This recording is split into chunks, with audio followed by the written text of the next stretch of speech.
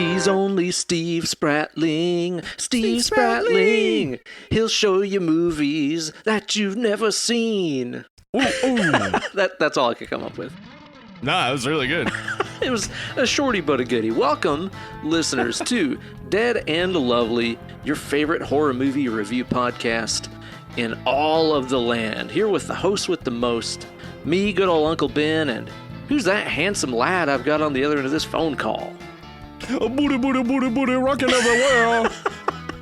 Remember that? Bubba Sparks? Is that an answer? Yeah, it's me, Steven Spratling. Hey, everybody. How you been doing out there in them Hollywood Hills this week, Steve? I'm pretty great. I don't know if you heard this. There was a TMZ video I saw yesterday. Yeah. Apparently, DMX in rehab has gained 40 pounds, so apparently he's bulking up to fight us. No way, really? Yeah, he's bulking up, man. He wants to, I guess maybe like a prison yard fight or something. That would be an interesting. Have they ever done that as a wrestling match? A prison yard match? fight? Oh, I'd be so on board with that, man. I wonder if he's gotten so fat that his belly sticks out so much that he can't see if he's got blood on his dick anymore. Oh, man, that would be a shame. I think I might have blood on my dick. I did fuck a corpse. Maybe. I did very recently fuck a corpse, so I likely have blood on my dick. It's hard to wash all the folds, so it's probably still there. X gonna give it to him with a little extra heft this time, huh? Yeah. Wait, did you say he's in prison? He's in rehab. He's probably going to prison for tax evasion soon. Sick. Yeah. Cool, Neil Wesley Snipes, I see. Well, you know, I mean, you gotta evade those taxes. They're no good, right? What do they pay for? Yeah, really. Who uses a road anyway? I don't. That's cool, man. So things been going well for you over there? Yeah, I've been having a good week. The wife and I, we finally got our movie pass cards yesterday. Yeah, so we're gonna go see it. I think tomorrow I might go see what is that Jennifer Lawrence movie, Mother? I want to see that. I've heard that it's fucked up. Yeah, I've heard that too. So probably gonna go see that tomorrow. I've heard from dumb people that didn't like it, so it's probably good. Right, every Darren Aronofsky movie is way above your head. Yeah, dummies. That's cool. Yeah, I'd like to check it out. So you guys are gonna go see it, huh? Yeah. Awesome. It's gonna be the Thursday night date. My wife has weird nights off, so it changes every week.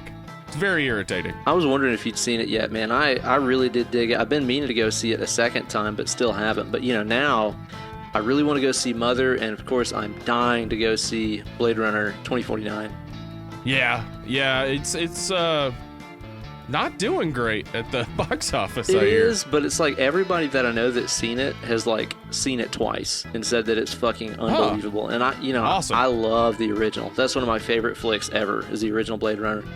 Yeah, And, Blade Runner's awesome. Yeah, it seems like everybody that I know that loves the original is also totally nuts over the sequel here. So I'm really stoked to see that. Have you been watching anything else good? Oh, let's see. Oh man, I got nothing. Nothing came to mind. Sick. The second that I started talking, it was like, I've been watching a ton of stuff you. lately. Do you want me to see if I can jog your memories? Yeah, see if you can jog my memories. So, man, first of all, I got to tell you, I'm sipping on a absolutely divine beer right now that I purchased earlier. Oh, yeah? It's the Stone Vengeful Spirit IPA.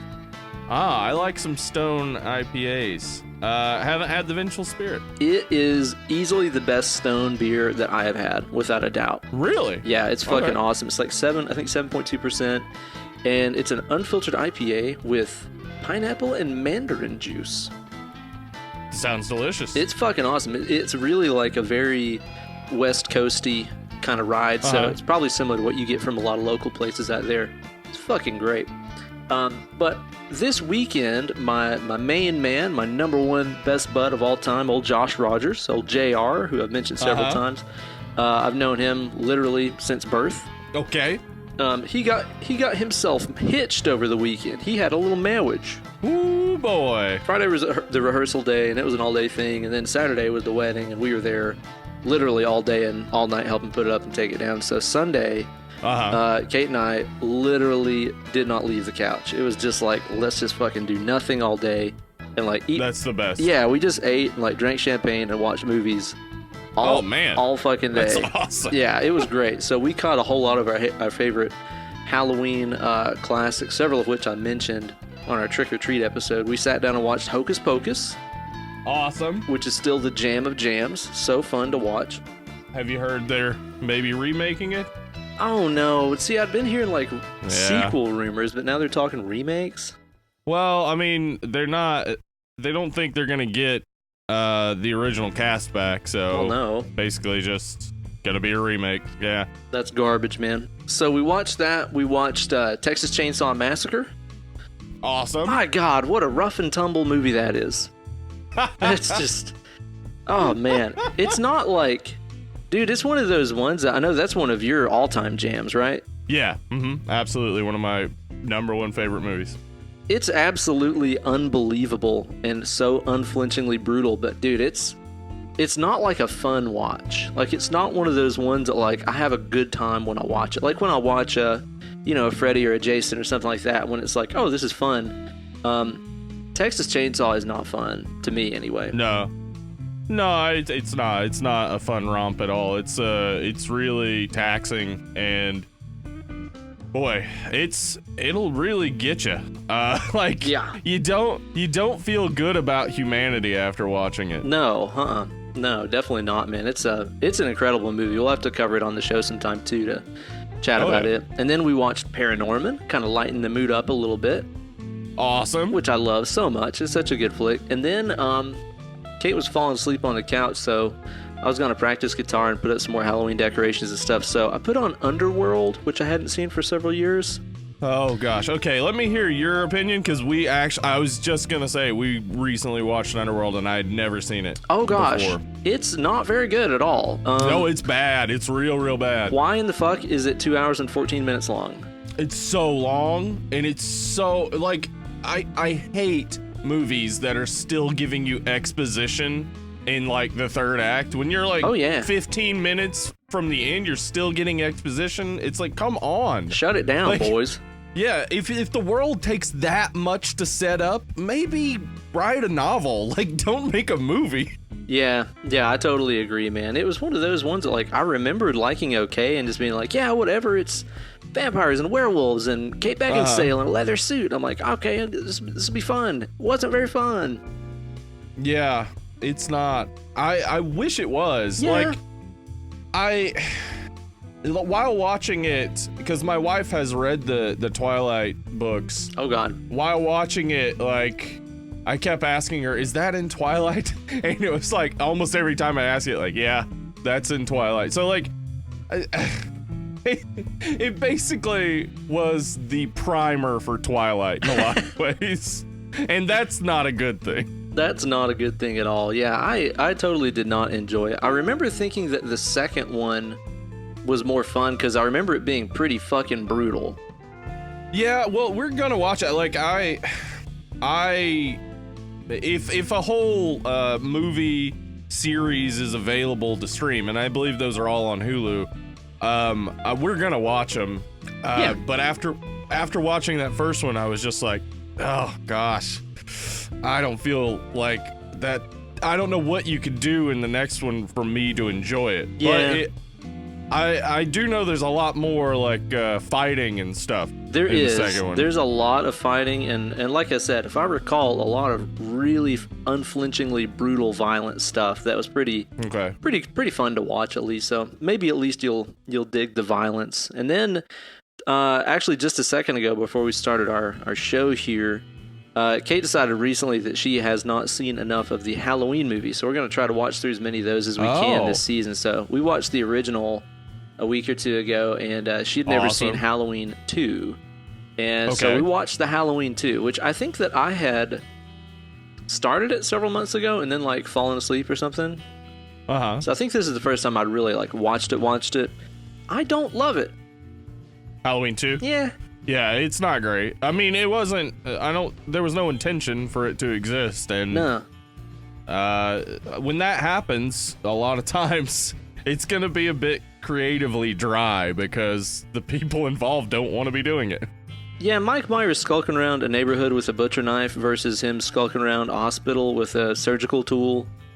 It's pretty easy to figure out which one's cooler. It had some cool deaths in it. I like when he boiled that chick in the sauna thing. That was pretty cool.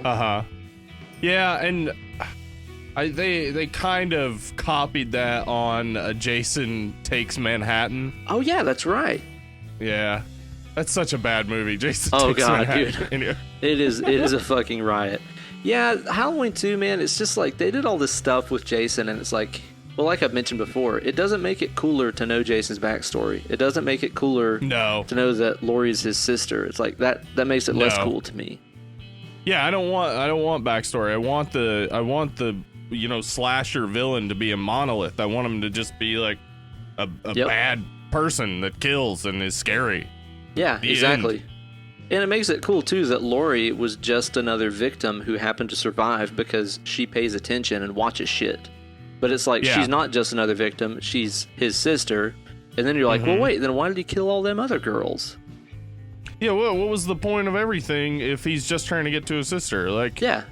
I mean, if he just wanted to kill, and it doesn't set up that he particularly wants to kill women, because he kills 2 guys in the first one. He kills, I guess, 2 women. 3 women, I'm not sure. Actually, he kills 3 guys, so you're right. It's pretty much an even distribution of his victims. Equal opportunity murderer. Yeah, but he kills the tow truck driver because he wants his clothes. Yeah. he kills all the other people for no reason, and he's after Laurie. Yeah. If he's just a killer who kills for no reason, that's scarier than if he's just trying to find his sister. Yeah, I totally agree, man. I completely agree. So, yeah, I won't be watching that again anytime soon. I'm excited to watch Season of the Witch, Halloween 3. Oh, yeah. That is a good one. I mean, it's not a great movie, but I really because it really defies the expectation that there's going to be another Michael Myers movie. It's completely different, out of left field, and such a weird story. Yeah, totally. So I feel like it's kind of it's to the Halloween franchise what Load and Reload are to the Metallica canon, where it's okay, it was not what you were expecting, so you hated it, but now you can go back to Load and Reload and be there's some pretty good tunes on there. It's not the best ever, but there's some decent jams on there, but it's just wasn't what you were expecting, so you hated it. I feel like people have really come around to Halloween 3, although I know some people that still just fucking hate it. Yeah. After 3, gosh, it's pretty devoid of a whole lot of story and interestingness. I've seen one or 2 of them. Yeah, I saw the one with Paul Rudd in it. Is that 5 or 6? Oh gosh, I don't remember. It's not very good. I don't remember which one Paul Rudd's in. Yeah. It's actually, I mean, if you're gonna watch them all, once you get through 4, 5, 6, H2O, the remakes will be a lot better to you. Yeah. Because you'll be oh, well, at least it's something closer to the original. At least there's some idea of, Michael Myers just being this wicked killer type of guy, instead of there being tons of weird motivation that doesn't make much sense. No. Yeah, I'm looking forward to getting into... Because I haven't seen all of them either, so I look forward to watching them. I'm just going to keep my expectations pretty low going into it. Then this is a thought I had, and this has really nothing to do with anything we're talking about at this point. Okay. But, so there recently was another Star Wars, The Last Jedi promo released. I don't watch, I don't like to watch previews generally, and so I haven't watched it. Okay. But, people seem to be pretty excited about it, and that's great. A lot of people are upset about the porgs. The porgs. What is a porg? It's a cutesy little, basically like an Ewok type of thing. There's this little Furby looking fucking thing in it. Yeah. And I've been thinking about this, because I've been friends with tons of huge Star Wars fans. And what I have discovered, finally, in my mind, it all came together, that Star Wars fans think that at some point they had something special that nobody else had. Yeah. And they forget the fact that the original Star Wars movies were the biggest fucking movies ever. Everybody saw them. You don't have anything special. You have something everybody saw. It would be like if the new Transformers movie came out and people were like, "I'm OG Transformers, man. I like the original stuff. You know, the cartoon based on the toy." What are you talking about? It's insane. You're talking about some huge capitalistic money grab as though it has this real deep connection to you. Yeah. Everybody likes Star Wars. You're saying what people act like it's talking about? A unique experience that they had or something. Yeah. Well, because you know the names of, all the bounty hunters and stuff. You're more special than the person who just watches it and enjoys it. Get over it, man. And the porgs, it's well, goddamn, the movies have always been about selling toys. Yeah, totally. That's it. Yeah, they're merchandise machines. Yeah, because that's what George Lucas was getting. That's where his money was coming from. He got them to give him all the merchandising rights in lieu of, a larger salary, and he assumed it would work out because he had a good story, and it did. Oh, yeah. And after that, it became about how many fucking cool-looking characters can we throw in the background so I can sell more toys. Yeah, that some kid will want to buy. Yeah. I don't know, I understand Star Wars really does, it has those elements that make you, think about yourself and feel like you're the hero. It puts you into the hero mindset and you feel like you're right along with them. Yeah. And so it is a special feeling. But it's not a unique feeling. That's true. Everyone's having it. Yeah. Everyone watching it is enjoying it because of that same thing. So filling your mind with more and more Star Wars trivia doesn't make you a better Star Wars fan. It just means you know more about Star Wars. But everybody likes Star Wars. Goodbye, every geek who listened to our show. Oh, yeah. Thanks for listening. Actually, you know what? I would love to hear everyone's opinion on whether or not Star Wars is unique and special to you. Well, Steve, I think while you're on the subject of making apologies here, we've got to make some apologies happen right here. The extent of our podcasting powers, the reach and the scope of our predictive magical ways that we have here on the show have once again struck in a very dark way. As you guys who listen to the show regularly might know, we usually record this several weeks in advance of when they come out. And there's been a lot of times, especially with Steve here, where he's maybe made a joke about, let's say, fighting Ric Flair.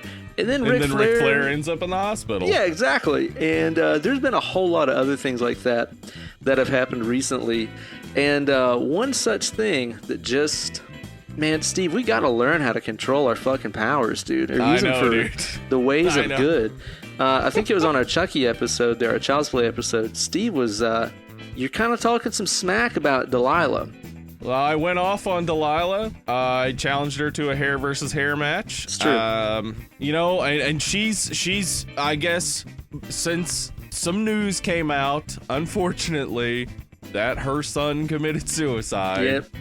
I would think somebody will probably think it was in bad taste. Now, first off, we recorded it before her son committed suicide. We did. And second off, these is jokes, y'all. I just wish that we could really extend the use of our podcast powers for good. It's like, as much shit as we've talked about Victor Salva, why can't he get his fucking dick cut off or something? As much shit as we've talked about Donald Trump, why can't... Oh my God, exactly. Why can't he get Ebola or something? Yeah, what if next week I mean, for us in current time, not in future time. Next week, we read Victor Salva's dick cut off, and then we have to release this episode, and people will be like, "Wait, oh, they totally what? did it. They did it." We got to learn how to use our powers responsibly. Sorry, Delilah. Sorry for your loss. Yeah. That sucks. That We sucks. did not mean to poke fun at that before the fact of that happening there. Yeah. The hair versus hair match still stands.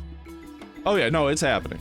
Right after that, I'm having a slobber knocker brawl with Donald Trump. JR's calling it. Fuck yeah. Oh, slobber. This is a barn burner. He damn near took his head off. Bell's palsy. Oh man, he had them palsies, didn't he? He released a book recently. No way. Yeah, I'd be interested in reading it. I'd love to read that. He's an interesting dude.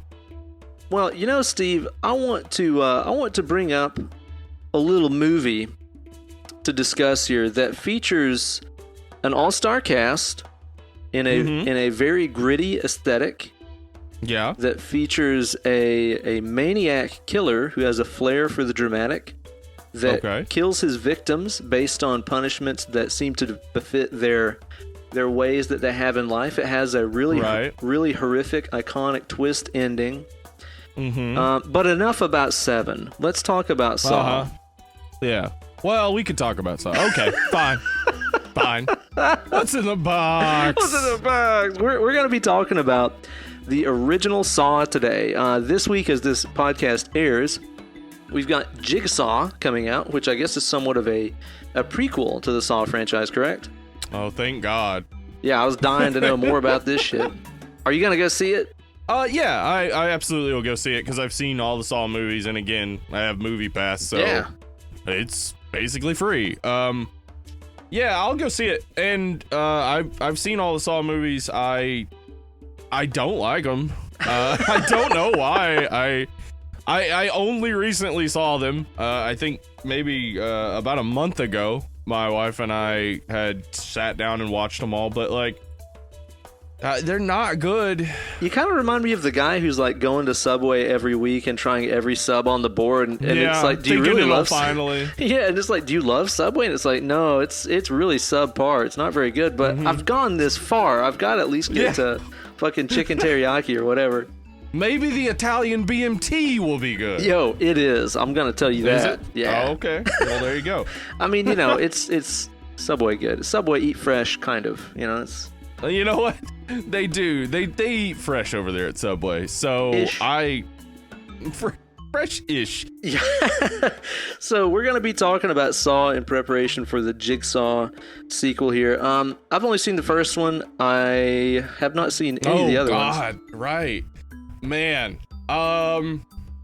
you don't need to see them necessarily, but yeah. Should I hold back on any potential spoilers for the future ones? No, because it's not gonna rivet me or anything like that. I'm not good. I have to know what happens and experience it realistically surprised for the first time ever. Nah. Honestly, all of the Saw movies could be boiled down and told as a straight story in probably 2 to 3 movies.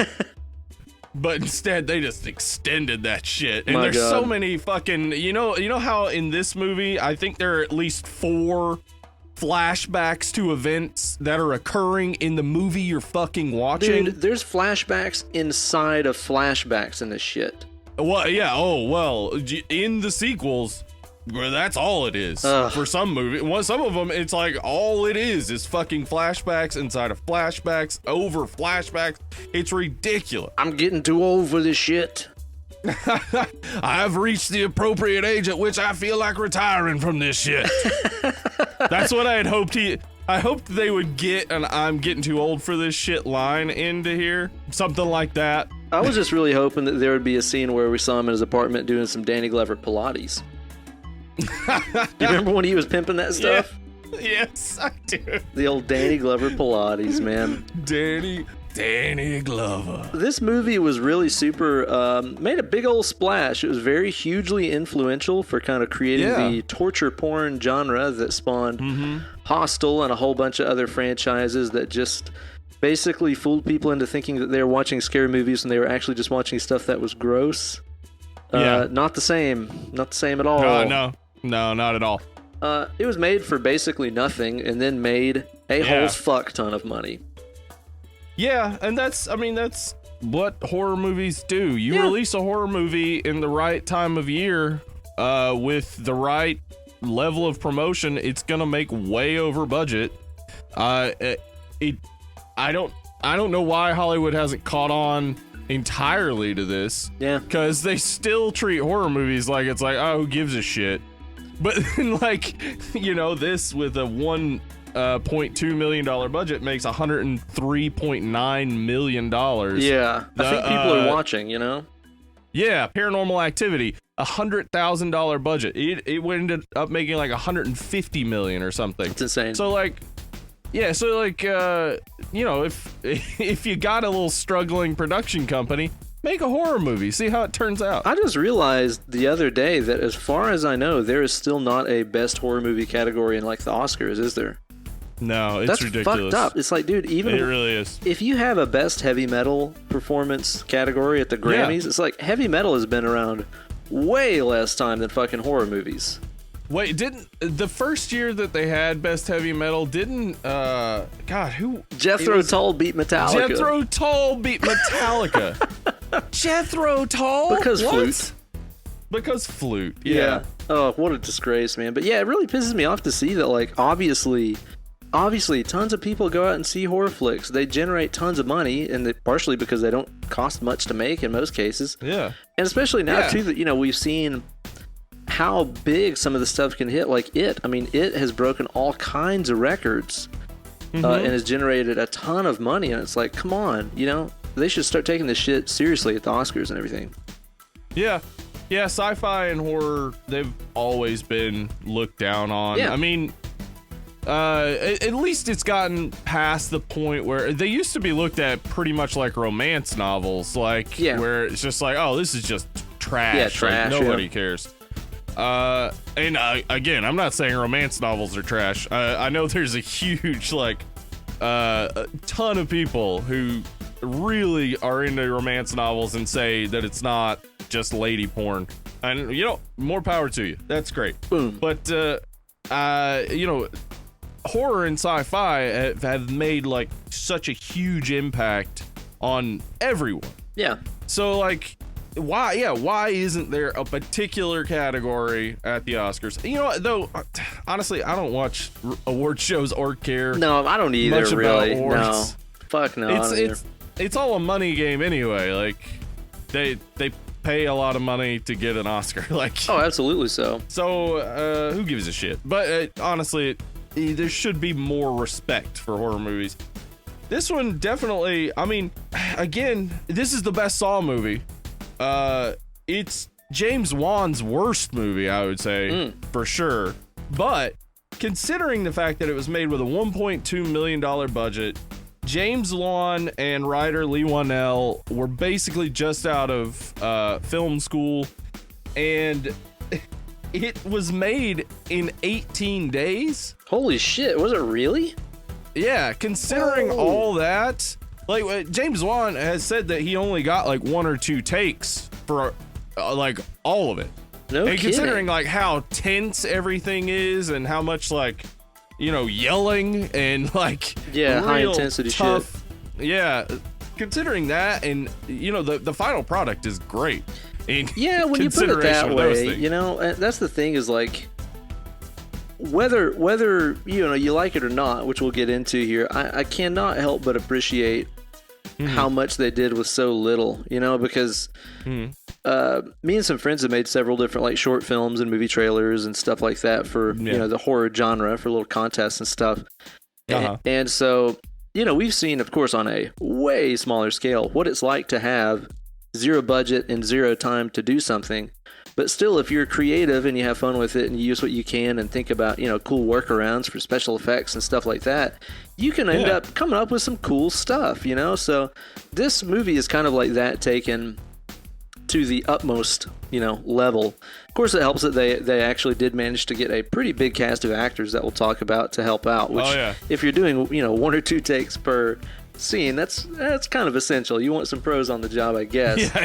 Yeah. You don't want your 2 shots to get blown by some asshole who doesn't know what he's doing. Yeah, exactly. So this movie really did make a splash, and it did also solidify the Jigsaw killer as sort of a horror icon who tortures his victims in a game-like fashion, along with his signature trademark line, "Do you want to play a game?" Steven, do you want to play a game? I do want to play a game. How about we do one?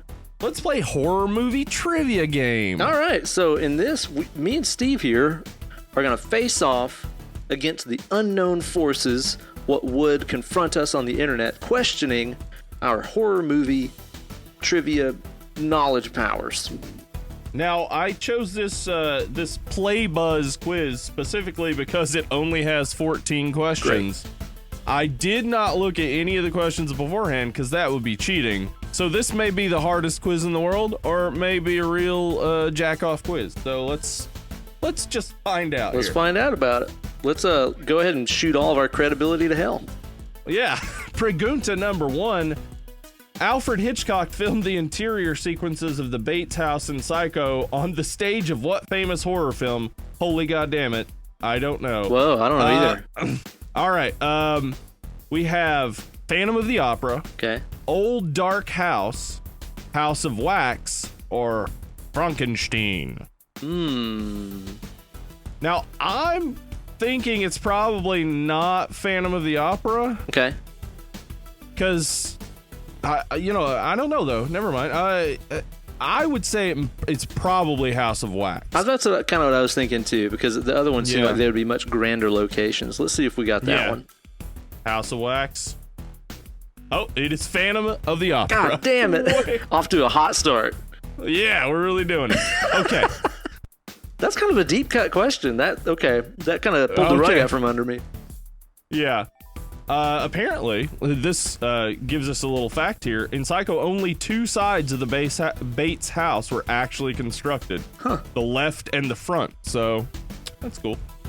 All right. So, in total, how much screen time did Anthony Hopkins receive as Dr. Hannibal Lecter in The Silence of the Lambs? Okay. Jesus Christ. Actually, I did read this recently. Oh, good. 12 minutes, 10 minutes, 16 minutes, 14 minutes. What would you say? I want to say it's either 10 or 12. Yeah, I was thinking it's definitely low. Let's go with 12. And we're totally wrong. Damn 16 minutes. Fuck. Jesus Christ. So, yeah. Wow, he really that's a really hard question. Yeah, we're totally blowing our horror movie credibility all to hell. Yo, I think that people out there is gonna sympathize. These are some hard fucking questions. Yeah. If you're answering all these, you should start a fucking horror podcast. Absolutely. One that might compete with ours, but then we'll probably beat you in a barbed wire match, and then you'll have to retire. I bet Delilah is listening and just like smoking these questions. She is, and she's like, man, I'm gonna take these dudes out. I wish that Delilah would start a horror podcast and all she covers is like the most fucked up. Like first episode is like Serbian film. Episode 2 is like martyrs. Like it's just nothing but the most rugged. She even covers snuff films and stuff. This is Delilah talking about a movie in which a girl is killed while someone has sex with her. I'm here to review this ISIS beheading video. This is Delilah. Now, do you notice how when his head gets cut off, blood spurts onto the camera? Wow. All right, so what was the actual name of Ghostface's costume in Scream? Okay. God damn it. Father Death, Brother Death, Ghostface Killer, Casper. Gosh. Seriously, these are brutal, dude. Yeah, they are. I would say maybe Casper? I don't know. I kind of want to just say Ghostface Killer. Okay, let's go with Ghostface Killer. Might be a tricky question. Oh, man. God damn it. God damn it. Ghostface Killer, what is your deal, buddy? No, he was called Father Death. Seriously? On the set. Yeah. Nobody ever told me. That's not fair. All right, so. Oh, my God. Ben, this just getting publicly stomped. This is one we might get. Okay. How many of people associated with The Exorcist died during the film's year-long shoot? Couple, 2, 3? Is that an answer? It says 5, none, 9, 2. I'd say 5. Okay, I think it was 2 though, because I know that the guy who played, the alcoholic guy, he died while it was filming. Didn't the help guy, the Nazi guy, didn't he die? Yeah, I don't know. All right, I'm gonna say right. Might be 2. I'm gonna say 2. Okay. I am, and it is 9. 9 Whoa, people. 9 people? Jesus Christ! Holy fuck, that's a lot. Oh, well, I mean, I was right. The guy who played Burke Dennings died, but also the lady who played the plate of spanakopita, she died too. Oh yeah, old granny. Oh, and she has the Greekest name of all time, Vasiliki Maliaros. She might have been dead while they were filming that stuff, dude. It's really... It was weekend at Noni's / The Exorcist. Yo, I'm telling y'all, if you guys want to hear a podcast that makes us sound like we know what we're talking about, go listen to our Exorcist episode. I've gotten so many glowing reviews for that one about, busting that movie wide open for some folks. So yeah, if you want to regain your respect for us, check that one out. Not to toot our own horn, but yeah, that's a good episode. You know what? They're all good episodes. Yeah. We kick ass. This one's questionable so far. Yeah. Oh. In Halloween 3 Season of the Witch, the town of Santa Mira derives its name from the town of what other famous film? Oh, Jesus. Ooh, God. Invasion of Astro Monster, The Fog, Invasion of the Body Snatchers, The Thing from Another World. I mean, oh, God, I don't know. I mean... Okay, so The Fog is John Carpenter. John Carpenter, so that'd be a good tribute. The Thing from Another World is one of his favorite movies, and of course he made The Thing. Yeah. Based off of it. But the theme of Halloween 3 Season of the Witch, I think, goes best with Invasion of the Body Snatcher. It does. So, what do you think, Ben? I mean, The Fog was my first guess because of the Carpenter tie. Yeah. I don't remember the name of that town at all. I don't either. Let's go with The Fog. Okay. And we are wrong. Oh, God damn it. It was Invasion of the Body Snatcher. Fuck, man, you were right. Whatever. Okay. Fuck this quiz. In the early 1980s, the United Kingdom's National Viewers and Listeners Association banned a number of famous horror films on the grounds of obscenity. They were commonly referred to as video nasties. Which one of the following films were not banned and or censored? Oh, were not banned. Fuck, dude. Uh-huh. The Last House on the Left. I'm pretty positive that one was banned. That would have to be, jeez. Suspiria, The House by the Cemetery, which I don't know, or Zombie 2. Zombie 2 is definitely on the list. Yeah. That's out. Last House on the Left is definitely on the list.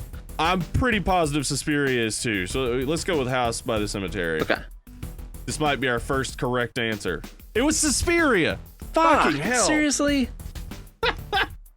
That's insane that it was never labeled as a video nasty considering all the blood in that movie. Yeah, no, needles and eyeballs and fucking hanging, and there's an open heart that gets stabbed in that movie. Yeah. All right, so maybe we'll get this one. What is Michael Myers' middle name? Audrey? Okay. Thomas, William, Anthony. Maybe Anthony? I don't know. God, dude, these are some deep pulls. I'm going with Anthony. God damn it. It was Audrey. Seriously, his middle name is Audrey? Jeez, that makes him far less intimidating. It really does. Audrey? What if whenever Loomis is trying to get his attention, instead of calling him Michael, he just went Audrey? Like and then he just kind of like his shoulders sloped down. He's like, God damn it, I told you not to call me my middle name. Hey, that's not cool, guy. Wow. What were the intestines in Day of the Dead made of? Pig intestines, latex rubber, cow intestines, expanding foam. Those are pig intestines. I'm quite sure I know this one. Okay, I'm going with that one too. Hey, we got this one right. Yeah, dude. They were stored in a refrigerator, And apparently, like, a fucking janitor, like, pulled the plug on the refrigerator while he was sweeping one night. And they, oh, God. Yeah, they all sat in there and, like, rotted and got all fetid and stuff. But basically, the casting call for Zombies was just an open call. And they're like, hey, you can be in the movie, but you gotta kind of chomp down on these rotting fucking pig guts. Ugh. People did it, too. Yeah, people do anything to be in a movie, that's for sure. Yeah, and I think in return, all they got was like a t-shirt that said like, I was in Day of the Dead. For real. I would love to have that t-shirt though, honestly. Worth it. Totally worth it. Actually, the fact that came up is exactly what you just said, so... Yeah. Hey, all right. In the Friday the 13th film, which state houses Camp Crystal Lake? I'm pretty positive on this one. That it's New Jersey. Yeah, it's Jersey. Yeah, New Jersey, New Mexico, New Hampshire, and New York.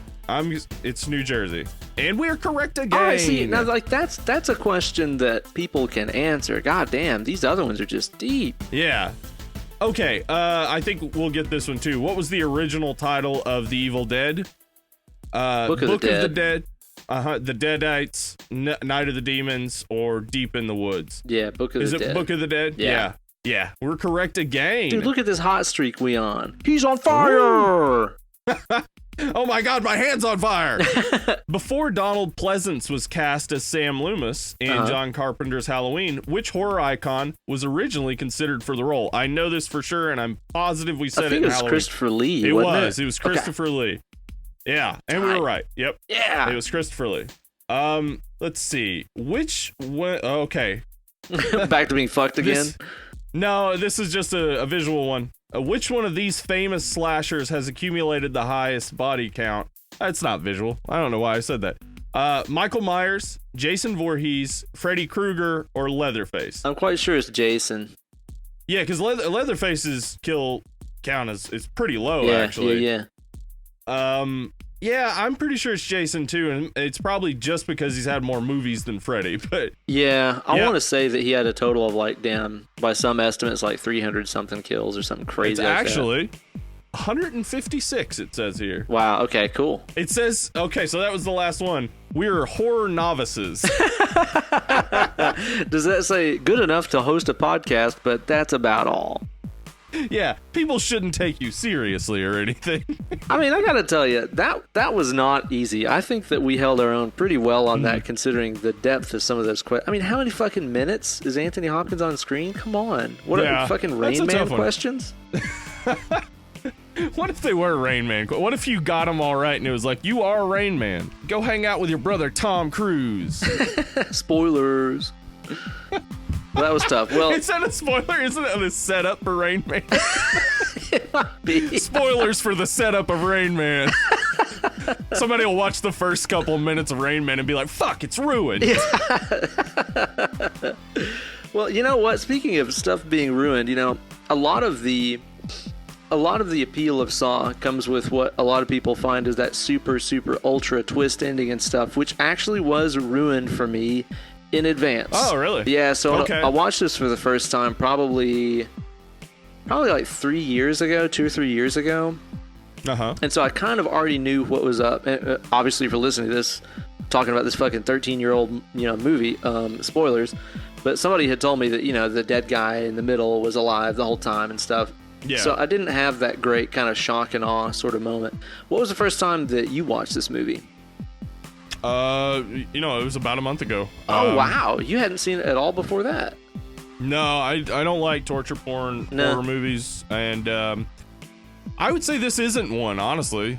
Like, this movie, it doesn't fit the torture porn level that, say, Hostel or the later Saw movies, or, like, like, the way that I understand torture porn, and I understand why this is lumped in with it, but is that just like with any porn, is that you want to see the torture.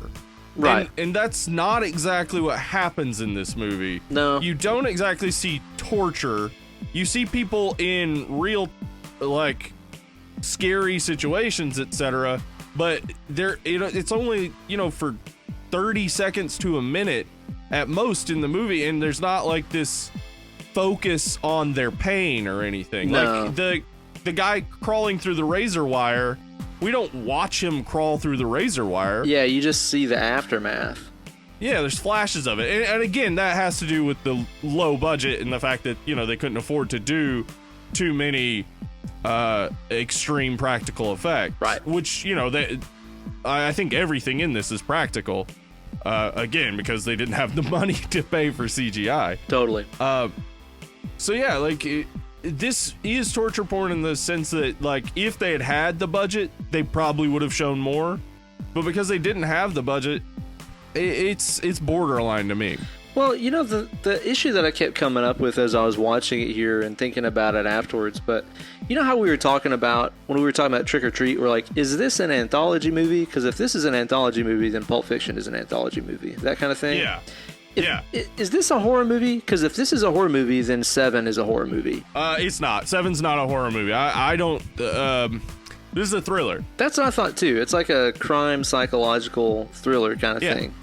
Seven is fucked up to the max. Dude, and I know. love that movie, but it's not horror. Like, no. There's a distinguishing line. And maybe, like, there should be a thriller, like, horrific thriller category where it's like, it is a thriller, but you're gonna see some crazy shit. Right.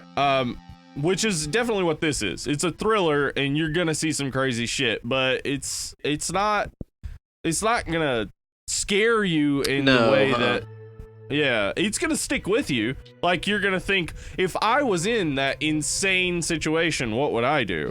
There's way more messed up stuff and graphic stuff in, like, Silence of the Lambs, honestly. Yeah, and Silence of the Lambs itself is tough to call horror. I would say that's still like, Silence of the Lambs is real close to horror, but it's still a thriller. Yeah, like, it's I agree. more of a crime thriller. So, like, I'm fine with covering those movies in a horror movie podcast and dealing with it like it's a horror movie, but in the end, it's a thriller. Yeah, I just kind of have a problem seeing this kind of lumped in with the, you know, you always see it on the list of, like, most profitable horror franchises of all time, and it's like, I just don't really know that this is scary. Which, like I mentioned earlier a second ago, it's like, to me being grossed out and squirming in my seat is not scary. It's gross. Yeah. Like, if you watch, say, a trauma movie, like Tromeo and Juliet, it's not a horror movie. No. It's gross. Oh, yeah. But it's not a horror movie. No, you can watch fucking zip popping videos on damn YouTube all day, and that's fucking gross, but it's not scary. It's not horror. No. But, you know, I think that kind of depends on your definition of horror. Because, see, to me, like, so many movies that just rely on jump scares and shit like that, that's not scary. That's startling. Yeah. You know what I mean? I said that a million times talking about horror movies, but to me, that's a big distinction. If I'm alone in my house and my dog barks and it makes me jump, is that horrific? No, it's startling. It's not scary either. I don't go, oh, I'm scared. I just go, oh, that was startling. And similarly to me, movies like this, it's like, oh, that was gross. That wasn't scary. That was gross, and that would be awful to be in that situation, but it doesn't scare me at all. Yeah, horror movies tend to be broken down in genre in relation to the monster, or like how the people are getting killed, like slashers, or how the people. On. Yeah, but maybe we do need some deeper sub-genres of horror to sort of explain, like, so when you go into a movie, you know, like, oh, this is full of cat scares. Yeah. This is a, you know, a movie where I'm gonna walk away doubting the goodness and humanity. Like, you know, like, we need those things, but it almost ruins the movie too. Because like, that's the cool thing about horror movies, is like you said, like, a movie can easily be spoiled. A horror movie can easily be spoiled, but a real great horror movie can't. Like, you can't spoil Texas Chainsaw Massacre. No, like, just have to experience it. What would you say to somebody that would spoil it? Like, they nothing. die? Yeah, really. There's a guy with a chainsaw, and it's in Texas, I guess. Yeah. There's a guy wearing a mask made out of human skin. You can see all that on the fucking box art. Like, yeah. But you can't spoil it because it's an experience. But you can easily spoil something like The Others was spoiled for me. Sure. Sixth Sense was spoiled for me. Yeah, and you know what? They were still good. Actually, like, I also already knew about what was going on in The Sixth Sense before I saw it. Yeah. They're still good movies. Yeah. But it would have been cool to see that sort of twist occur. Yeah, and that's something that, again, having not seen the Saw sequels, but to me the whole Jigsaw killer thing and sort of what makes this movie, I guess, interesting is the whodunit aspect. Like the fact that you're kind of constantly trying to figure out who the killer is this entire movie. There's multiple suspects and all this kind of jazz. But, at the end of this movie when we find out, oh, it's the guy with the brain tumor. It's John, whatever his name is. Uh-huh. It's a cool trick, but you can only do it once. Because I guess all the other Saw movies, you kind of know it's him. And somebody told me that, like, eventually he dies and there's, like, some proteges that he has that take over or something. Yeah, they're technically in this movie, too. Yeah, one of them's, like, the Bear Trap girl or whatever, right? Yeah, Shawnee Smith, Amanda, she's his protege. She's the one who's... I think she's the one who's wearing the pig mask that kidnaps the doctor, whatever his name is, Lawrence. In this one? In this one, yeah. Oh, so they go back and re-explain that was her. Yeah. I've heard they get real convoluted like that. It gets super convoluted, but honestly, this is the first time I've watched Saw again. Like, it's the first time I've rewatched it after seeing all those sequels. Yeah. And honestly, they actually set it all up in this. Okay. So, I mean, it is convoluted as shit. And it's like, I don't care. I would rather get this story straight. But it is all set up in this. Like, you can tell when the person in the pig mask kidnaps the doctor that it's a woman. Huh, okay. You can tell it's not either of the guys that we've seen, Ben Linus from Lost. That's just who he is, dude. These fucking Ben Linus. Yeah. This movie's full of fucking awesome actors. Like, I was gonna say, let's talk about that for a second, because I hadn't watched this movie in so long that whenever I was watching it the other day, all these actors started popping up that I'd forgotten about, and I'm like, what the fuck are you doing in this movie? Like, this movie that had zero budget. How did you get fucking all these people in it? Well, here's the thing. As I said, this was shot over 18 days. Danny Glover, all of his scenes were shot in 2 days. Wow. So, let's just say you get the call. You're Danny Glover. He doesn't do a whole lot of work now. He's getting too old for this shit. He's too old for this shit. You get a call, Danny Glover. They say, hey, you want to come work for 2 days and make $30,000? I'm not too old for that shit. I'm not too old for that shit. Cary Elwes is in a lot of it. He's the Dread Pirate Roberts. Oh, shit. God damn it. We just spoiled that. This is the second week in a row where we've had a Princess Bride character. Tight. Cary Elwes is in most of the movie.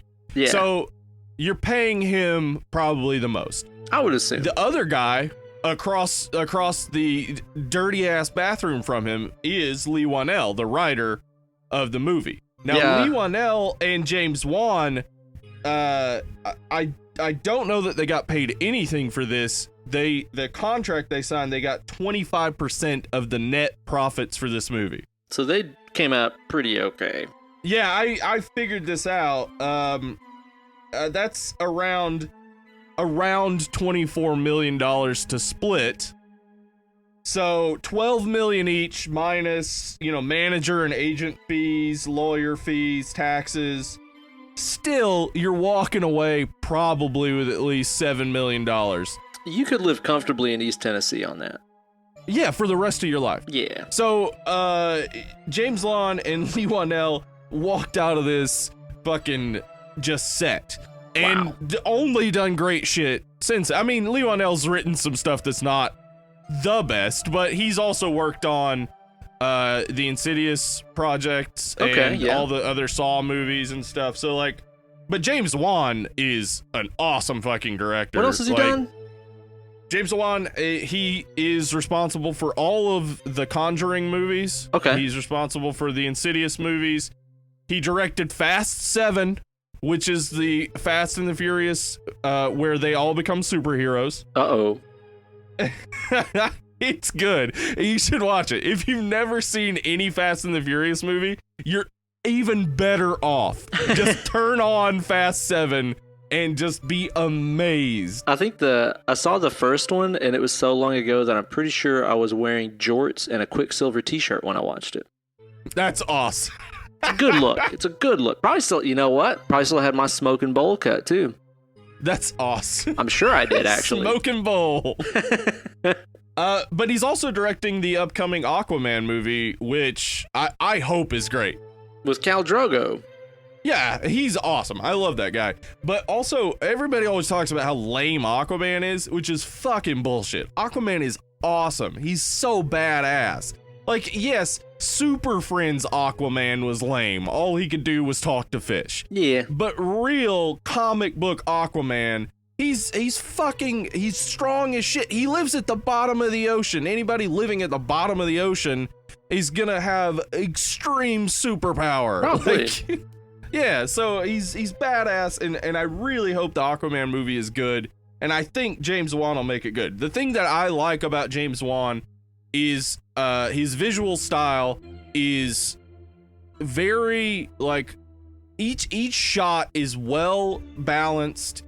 What you might say about James Wan, actually, is that his aesthetic is almost such that, like, it fades away. Like, the story becomes the most important element. Mm-hmm. And so, like, you're getting the visual. You're getting all the visual, and it's telling the story. Yeah. Like, I mean, the actor, he always brings in great actors and things to do. Like, specifically, I'm thinking of The Conjuring, with, just the way that he shoots The Conjuring, each shot has tension to it without the, like, it's not even the music doing it. Like, the way he uses light, the way he focuses on the, exact area where you need to be paying attention for the tension. And that's exactly, like, I hate this about horror movies where, like, the horror is that the director didn't point the camera at the right place. Yeah, exactly. You're being scared by the fact that you were given the least amount of information possible. He gives you the most amount of information possible visually and still scares you. That's cool. I haven't watched any of his other stuff. I guess I should dig into him sometime. Yeah, we should do The Conjuring for sure. I really like The Conjuring. Now, the backstory of The Conjuring, like, the people that The Conjuring's about, they're full of bullshit. Like, those real life people are absolutely full of bullshit and terrible people, but the movies are good. Cool, man. Yeah, the cast in this is huge, and there's some questionable performances in a lot of the parts. I think that Carrie Elwes' amazing disappearing accent is oh god, that accent pretty fucking distracting. I mean, now that you're saying they had like 18 days and like 2 shots to do a lot of this stuff, I'm getting to where I understand that more, because I mean, I notice especially in moments where he's like, yelling or doing something intense, he becomes British again, and I don't know why. Yeah. Okay, why didn't they just let him be British? Why did they, it's like, oh, if you're British, nobody will believe that you're a doctor on screen. You have to be American. Oh, God. You know what they say, a British accent, dumb person. Yeah, exactly. Yeah, clearly everybody says that. I also really wonder about his doctor character and how well off he is, because 2 things in particular. For one, their house that they live in looks to be an old warehouse with drapes on the walls. Yeah, that's true. And also, there's that one part later on in the movie where he says that his wife has the car, because they just have one car. Yeah, that is odd for a doctor to only have one car. He's like, doctor, there's an emergency. I can't come. My wife has the car. Maybe they live in an area where, like, you know what? No, there's no excuse for it. I was going to say maybe they live in an area with bad parking, but it's like, well, fucking, you're a doctor. Just get a place with better parking. Throw doctor money at it. Problem solved. Yeah. That's a good solution to most things. Throw doctor money at it. Yeah. Problem solved. But, some of the cast does a pretty good job. I think that old Danny Glover does a good job in a lot of the movie. He does, yeah. There is some piss poor dialogue in this thing, man. It's the kind of thing that you can tell, which, again, if these were guys coming right out of film school and stuff, you can tell there were moments where these guys were writing down words on the pages, just being like, oh yeah, I love it. And then they put it on screen, they're like, nobody would fucking talk that way. This is my first time seeing a dead body. It's weird, they don't move. Or whatever the fuck he says. Like, what? Yeah. This is the most fun I've ever had without lubricant. Who the fuck says that? Especially in a time like that. Like, that's horrible dialogue. There is an element, like, if they had time, this script could have been better for sure. Yeah. Certainly, this line is bad, but good idea. Adam says, so that's what this is. Reality TV. Like, it's not a good line. It's not something a normal person would say. No. But it is a good idea, and you could make a good line out of it. Because the fact is, that is the basis, I would say, of Saw, is that it's like a reality TV competition where there's only one viewer, really. Yeah, I would say so. Yeah, competitors competing for big prizes, namely their lives. Yeah, and I don't remember, like, because I don't watch reality TV. I don't remember in 2004. I would imagine Fear Factor was on at that point. I think so, which is like, that was like, at that time, it was the lowest of the low. Like, that was the bottom of the barrel. It's just like, people just eating bugs for money. Yeah. Like, so I can see where this comes from. I can see, like, how that line was maybe a theme that they wanted to run throughout, but then it doesn't run throughout. It doesn't come back. I wish it did. Like what if in a future Saw it was like these things were streaming online for people to watch. Mm-hmm. And then, like, you got this element kind of like Scream, where it's sort of meta, where people are watching it thinking maybe that it's fake, or being detached from it, because that's how people are these days. They watch beheading videos and they don't think that they don't connect. This is a person dying, right? Actually, there is an element of that in a future Saw, where there are 3 people who are put into a jigsaw trap, and like it's in an open cube on this like public square, and everybody's watching it like it's performance art sort of, but okay, that doesn't play out well either. Like, gotcha. So that they had a good way to maybe make all these movies much more interesting and not rely on stupid flashbacks and things like that, and they just didn't follow it. Well, that's the thing about this flick is, it's really kind of like how an Elm Street movie is all about, how are the dream kills going to happen? The thing about the Saw flicks is, what are the weird, crazy traps that this guy has set, the situations he puts his victims in that can get them killed? Those are really kind of the set pieces of these movies. And I gotta say, it is sort of wildly all over the map in this movie. Yeah. I don't know how it is in the other ones, but it's like sometimes the traps are really simple. Like there's that guy who tried to kill himself, so he put him in a box of razor wire and said, if you crawl through, you can live. How bad do you want to live? That's pretty logical. That goes along with that dude's crime. That's pretty cool. There's the girl with the reverse bear trap head mask thing, where it's like, you can get the key, it's in this guy's stomach, but it turns out he's still alive. But then the trap that he sets for our main 2 characters here, too elaborate. Oh my god. He spent so much time. He even built a small model of it. Yeah, he did. There's a diorama of, like, what? Yeah, like he needed to build a test run? What? And I love that moment, too, because when Danny Glover finds it, he says, what the hell? And I think that was actually just Danny Glover saying, what the hell? Yeah, like, what the hell movie am I in? Make a diorama of... of your potential kill you're going to do here. I just don't understand why their scenario was 8 million times more complicated and convoluted, and also had so many more chances to go wrong. Like, there are 8 million things that could have gone wrong with those 2 dudes in that room. Yeah. That would have just spoiled the whole thing. And then the fucking idiot killer puts himself laying face down on the floor. the entire time. It's like, right. If things had not gone according to plan, at what point does he just get up and he's like, all right, boys, I kind of screwed the pooch on this one. You were supposed to find the key. There's a little cassette. There's a heart on the toilet you were supposed to find. And it really went all to hell. It was too confusing. And then he just pulls out a gun and just shoots them both, I guess. I don't know. Yeah, well, there's no explanation for everything you just said, but like apparently, I think in 2 or 3, I believe they reveal that like Amanda had injected him with a drug so that he would be passed out. So he is actually passed out there. Okay, all right. So he can't just get up at any moment, but like that's whatever. That's fine. That's some pretty hard backpedaling. Yeah, but like, what if at any point, like while they were throwing things back and forth, like what if at some point one of those things was a heavy thing and it landed on, Jigsaw's head and killed him. Ooh, the end. Yeah. let me toss you this toilet tank lid.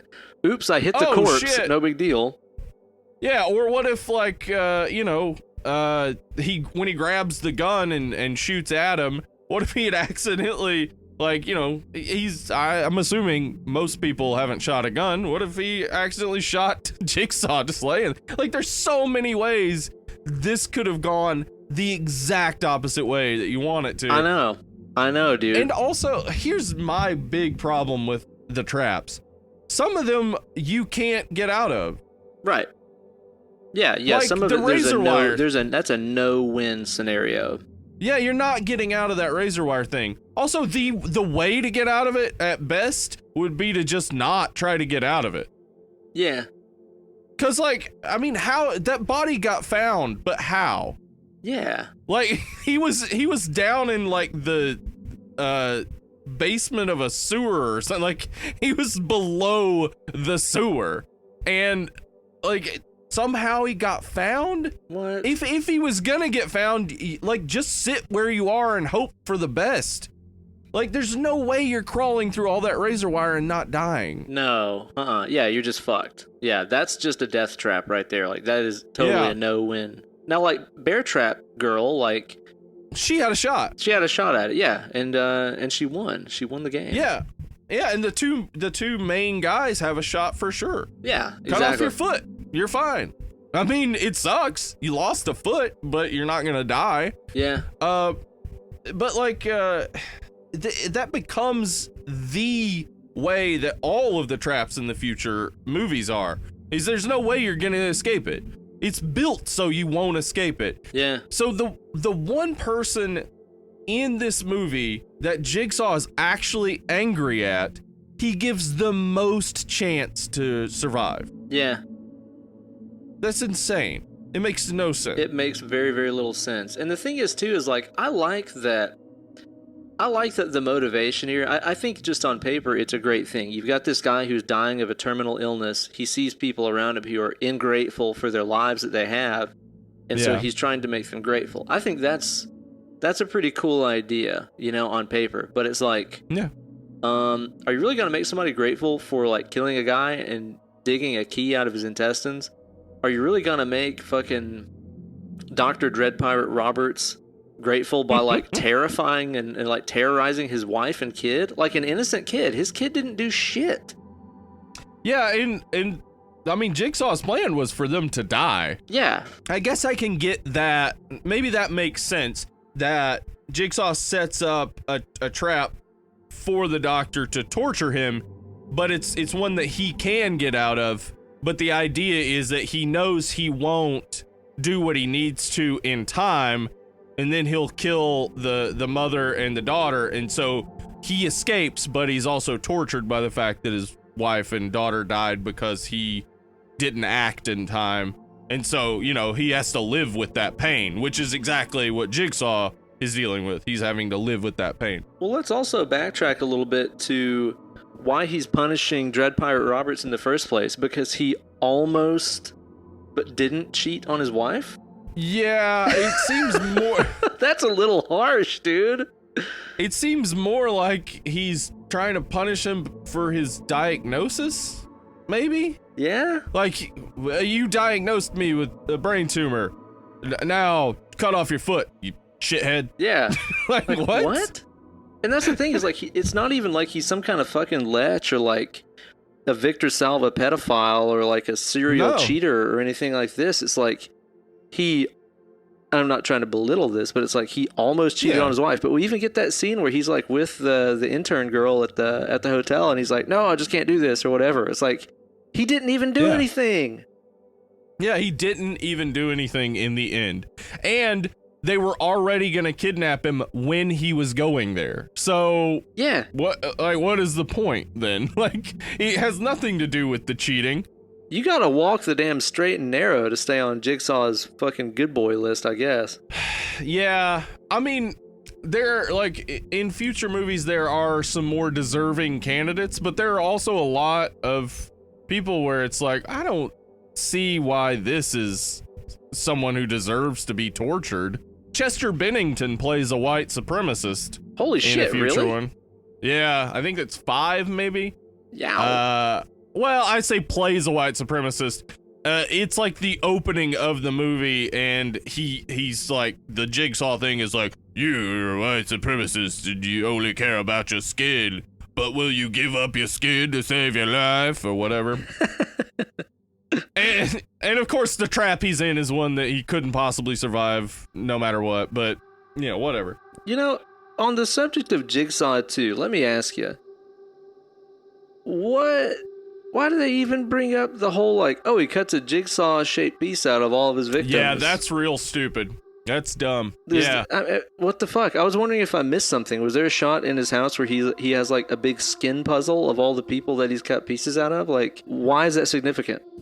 This movie was either written with sequels in mind, which I would believe, and is a smart move, honestly, but, or the sequels just spend all their time trying to explain all the bullshit in the first one that didn't make sense. Because in a sequel, there's a Jigsaw copycat, and he cuts out the Jigsaw piece, but like he uses a different knife or something, and that's how they figure out that it's a copycat. But why does he do it? No, I don't know. It's stupid. Because serial killers have calling cards according to movies and TV, but not real life. Some serial killers do some shit that definitely is like, oh, well, hey, it's the same guy as last time. But most serial killers are trying to get away with it. Yeah, I don't know. I just thought that was just a really random thing where it's like, initially when you watch it, it really ties in. It's like, oh, he's called Jigsaw and he cuts out these puzzle pieces and yada yada. But then you go, well, but why? Like, you never followed through on that at all. Yeah. I wish I had an answer for you, and I goddamn it will not volunteer to watch all those sequels again to find an answer, but I don't think there was one. I don't think there ever was one. That's bothersome. That's definitely one of those things that just kind of ground my gears. And there's other stuff like this in the movie too, where it's like, again, the big shock of the movie is when John, the Jigsaw killer, stands up at the end of the movie and he's actually not dead. Why did he even have to be in the room? Why? Yeah, especially since we find out in a future one that he's drugged. Like, I would think maybe he'd want to be in the room to experience, like, the torture, like, to be there to watch the doctor get tortured. He's got surveillance cameras. Yeah, you could be on the other side of that two-way mirror and do that. And if you're laying there pretending to be dead, you've got your eyes closed. It's not like you can turn your head to, like, watch stuff or anything like that. Like, there's literally no point, as far as I can remember, there's literally no point for him to be laying there faking being dead in the room with these two guys, other than to make the audience go, oh shit, he was really alive the whole time. Like, that's literally the only point for him being there. I think that's so cheap, dude. It relies, like, this is interesting because, traditionally the twist guy in horror is M. Night Shyamalan. Sure. But I'll go ahead and say, I would argue, and we haven't done an M. Night Shyamalan movie, but I would argue that he does not rely on twists in most of his movies. Yeah. It's just that people, for some reason, because he had a twist in The Sixth Sense and in The Village, people just associate the climax of the movie with a twist. Right. So they're like, oh, in Signs, the thing that the lady said to Mel Gibson when she died ends up being the thing that saves them. That's not a twist. No. That's a climax. Yeah. So, but anyway, like, the real twist movies are Saw movies. These are where the twist, this is where you see a bunch of, like, unnecessary, like, you didn't notice these things flashbacks. And it's like, I noticed all of that. Like, you didn't have to show me a flashback. I noticed every bit of it. Right. And then, like, there's no reason for, like, for instance, whenever Ben Linus he got off the island somehow, and he's hiding in that girl's closet, whenever it shows him, he has a blanket over him. Yeah. Why? Yeah, what the fuck, why? The reason only could be that they're trying to hide his identity to make it a twist. Yep. But then, and they do keep up that hiding his identity for a bit. That sexy satin jacket. Right, but they also show, like, him with the mother and the daughter, but they don't show his face. Yeah. But then, after building that up for a long time, he walks over to the window and we see his face. Yeah. So, like, I guess, like, we're supposed to be like, oh my god, that's the orderly, but instead it's like, well, why didn't you just show us that from the beginning? Because the thing is, too, like, with I can't remember what his name is, but he's Ben Linus, like, I never once... Michael Emerson, there you go. Like, I never once was feeling, oh, he's definitely the killer. Like, he has... Just because of his demeanor and stuff, he has crony written all over him. Like, he does not read as Big Boss, ever. No, he doesn't. Yeah, he doesn't. He obviously, like... I guess they're trying to set up that, like, earlier when we saw him and he seemed kind of simple. Like, I mean, he doesn't seem stupid, but he seems like seems a little off, simple guy. Yeah, he just seems like he maybe doesn't have a whole lot going on in his head. Probably a Big Bang Theory fan, I would say. Could be. Anyway, but yeah, like, we don't really buy that he's the guy. The moment we see him, it's like, well, there's something else going on here. Yeah, exactly, man. So that was never really like a big twist for me that, oh my god, it was that guy from the hospital earlier. Like, I thought that was kind of a waste of time, really. Now, what do you think about the aesthetic of this movie? You said a second ago you really liked what the director does aesthetically in a lot of his other flicks. How do you feel about what he did in this one?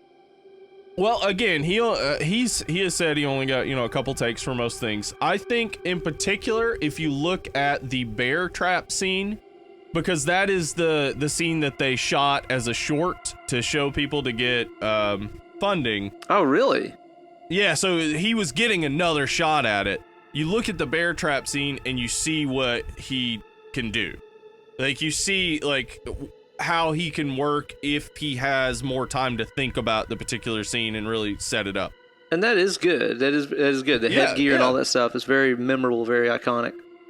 And definitely, I like how grimy it is. I like how super grimy. Super grimy, super gross at times. Like, but that again, like, if you look at future James Wan movies, like, this doesn't fit as well with his other movies. Like, he uses a lot of, like, sort of like, say in the Conjuring in particular, he uses a lot of I would say more natural light.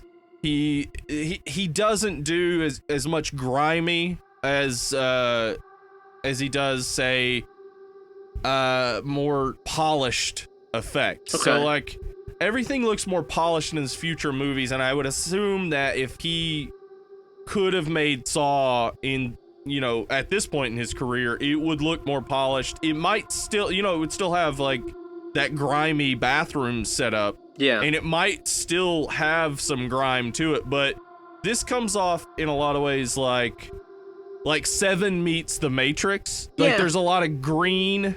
Totally, yeah. It's got that, like, nasty fluorescent, like, greenish kind of hue to a lot of it. And it's like you said, the set design for a lot of it is great. I mean, the bathroom that the majority of the movie takes place in is fucking disgusting. It must have been a lot of fun to put that set together and just be like, oh, absolutely. Oh, God, this is fucking gross. Look at this. Like, it had to be a lot of fun putting that stuff together. I'll tell you what wouldn't be fun is laying in all that fake blood.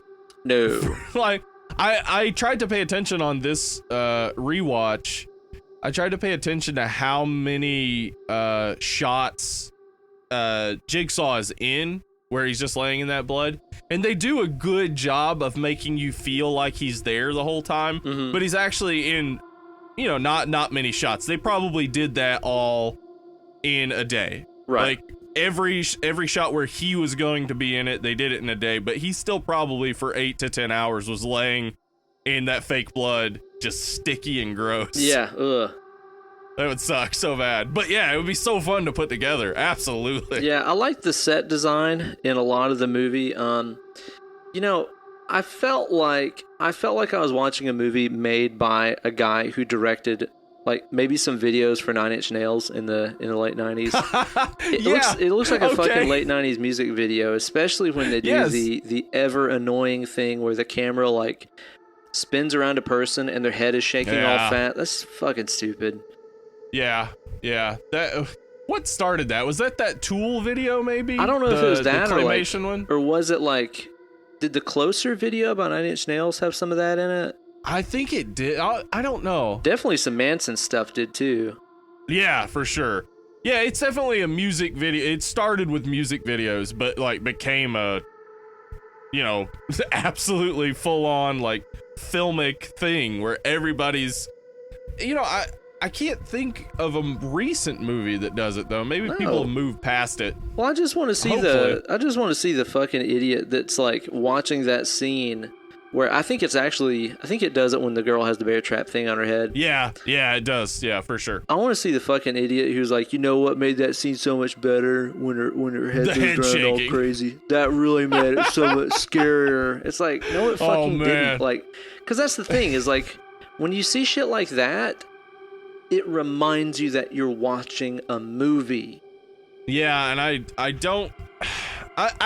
think that works well sometimes.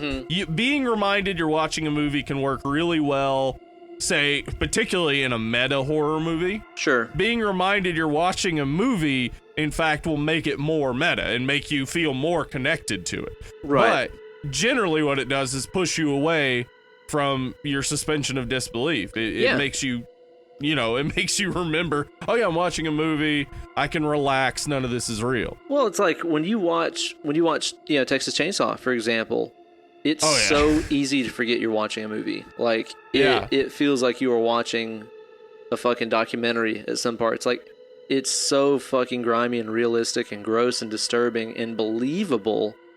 Yeah. You know, even the moments that would take you out of it, like, I mean, when you see a close-up shot of somebody's eyes, it seems like you would think like, oh god, this is a movie. Like, obviously, like, I'm only seeing their eyes, but because they intercut it with like the mania of that kitchen scene, and like it's just like that, like whatever that noise is, whatever that noise is that sort of pervades throughout Texas Chainsaw Massacre, because they keep flashing to it and stuff, you don't even think about this is a movie. You just think like that's how terrifying and insane this would be if you were in this situation. Yeah, exactly. So like, I just can't think of a single time where the shaky head, like, you know, rotating dolly shots, like, I can't think of a moment where I was like, oh yeah, that really affected me. No doubt, man. Yo, what did you think about that?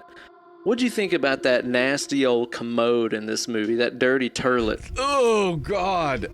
That was really bad. Okay, so whenever Lee Wanell, who plays Adam, whenever he reaches into the shit, that rings true to me, because I wouldn't do that. I would reach into the back first. Dude, I would look around.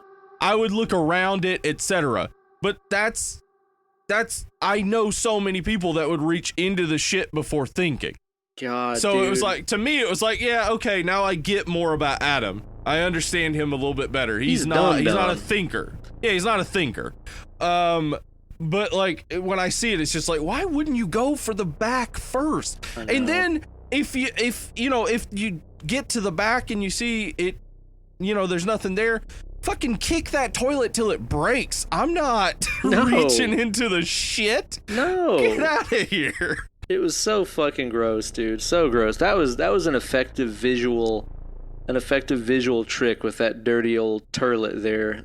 That really was gross. Good sound design and stuff too. That was pretty gross. And it's like there's a lot of other kind of low budget, sort of tricks that, like you said, they couldn't show everything that they probably wanted to show.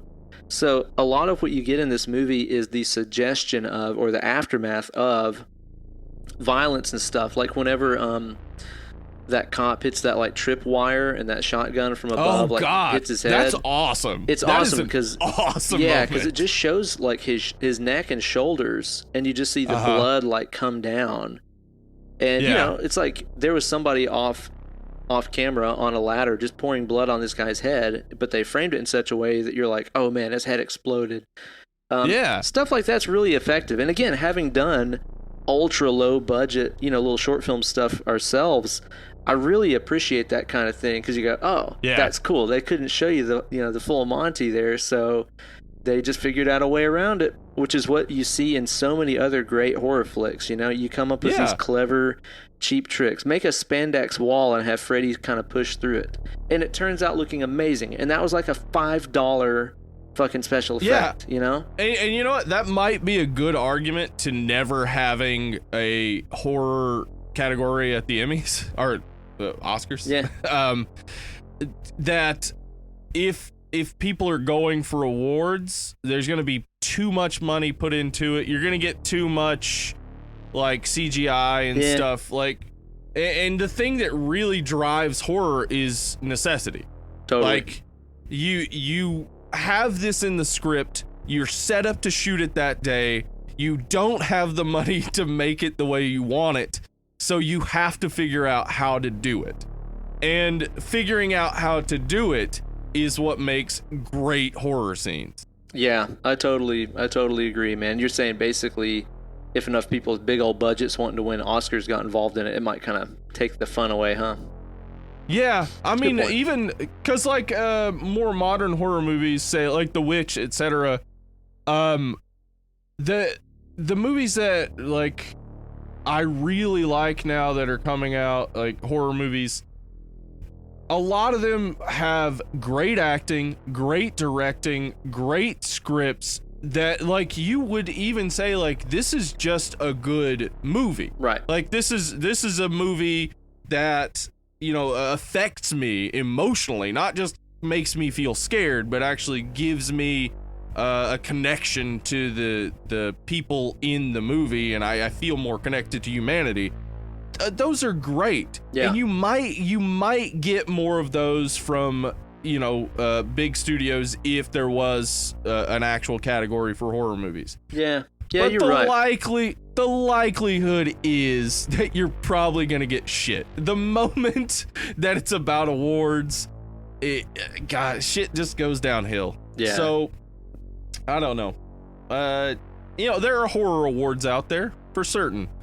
Saturn, I think the Saturn Awards have horror categories. I'm not positive on that. Okay. So, Steve, overall, what are your final thoughts and review on a scale of 1 to 10 on good old Saw right here? Okay, so Saw, I like the spirit of it. I like everything behind it. I like the ideas that, I like the idea that, two people got together after film school and just decided, let's sell this movie. I think it's a fine movie. It's not great. It definitely only gets frustrating if you watch the sequels. If you just watch it as a single movie, it's like, okay, fine. I mean, the twists are a little boring and frustrating, but mostly if you watch the sequels, it gets far worse. So okay. and then when you go back and watch it, you're like, fuck this. I don't like these goddamn twists. But you're saying it kind of like hurts your opinion of the original. Yeah, but I'm gonna let that go for sure, and just look at this as an individual movie. I like the actors. They went out and they got people who knew what they were doing, which is smart, obviously. The writing leaves a little to be desired, but again, you're going to have some issues the moment you start throwing twists and turns in. Like, if you throw in a twist, you're gonna have to justify it with everything that came before. And yeah, and I feel like some of this isn't exactly justified, but still, it has tension for sure. I like just the idea of having the majority of the movie be two people in a dingy bathroom. Like, that's cool. That's a cool idea, and already leads to horror. Like, you're already like, oh, this isn't gonna end up good. Two dudes chained to pipes in a dingy bathroom. Like, you know this is gonna end bad. But there's a lot to hate about this movie for sure. Yeah. I think we've gone over it pretty well. One of the things I really hate, and I don't know if they were intentionally referring back to The Shining, but Danny Glover just basically gets Scatman Carruthers.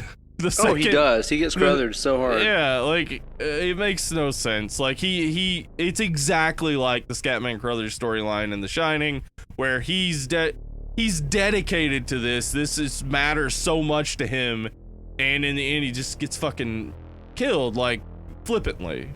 And even he has a dumb psych out thing where it's like, who paid you to take these photographs? It was a black guy with a cut on his throat. Yeah, it's like he's what? Maybe Jigsaw, which wouldn't make any sense. Yeah, that makes no sense. It's like, dude, it would have been just as logical if they'd have been like, it was the doctor's daughter. She was this little girl, and actually, that would have been very believable. So cool. I cannot. Yeah. That would be insane to think that, like, she just used a voice modulator and set up this insanity to get back at her dad.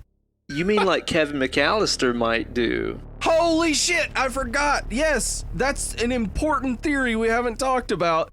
That Jigsaw is grown-up Kevin McCallister. Yes. From Home Alone. And in case you're wondering who's Kevin McCallister, he's the kid from Home Alone. Yeah. Yeah, so, like, you know, the same sort of idea. He sets up all these torturous fucking traps for these people he feels like deserve it. I mean, you know, honestly, he has a really petty attitude, doesn't really let people get away with much. This is very Kevin-y kind of behavior.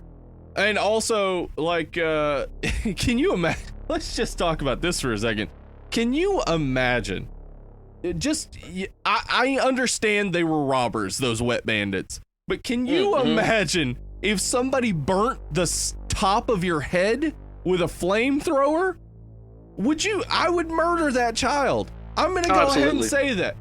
People are like, oh, there's no situation in which I would murder a child. I know one. If he burned the top of my head with a blowtorch and set up a tar trap on the stairs and I stepped through a nail, like, it's like, yo, I mean, I was just trying to rob a house. Come on. I mean, it's not. Yeah. These are just things. This is just stuff I was going to steal. You can get it back. And I'll tell you what, guys, and if you have, oh man, here's another thing. Jesus, we got all the way to the end before I remembered. Danny Glover gets totally mead in this movie. Remember, he gets slashed in the neck. Oh man. He gets the old Steve Spratling. Yeah, in case anybody's listening who didn't hear our high tension episode, I got slashed in the neck by a guy who was robbing my house because I tried to stop him. Now here's the thing. It's stuff. Just give up. It's fine. Who gives a shit? It's stuff.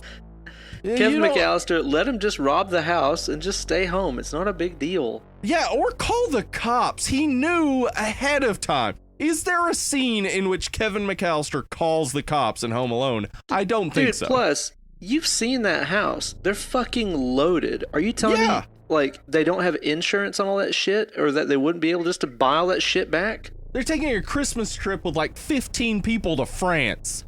They don't who gives a shit if they get robbed?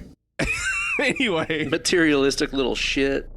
Anyway. Is this how you know you're getting old? Is like when you're not on Kevin McCallister's side anymore in Home Alone? When you watch Home Alone and you're like, fuck that kid. Those robbers were poor. They were unemployed, man. They might not have had job skills that could get them, gainful employment. Come on, kid. Just let the insurance company take a hit on this kid. Let them rob you and then just claim all the shit. It's not a big deal. The insurance companies have so much money. I guarantee when they were like working on this movie, one producer said, I don't give a shit about this kid. And they were like, all right, let's make the robbers do something stupid, like turning on all the faucets to flood the house. So everybody's like, okay, fuck those guys. I bet the first idea was, let's have him cut a jigsaw piece out of the people that they robbed. Like, but why? Don't worry about it. You're right. That was a bad idea. Are there any scenes, like, in the later movies where Jigsaw eats a cheese pizza?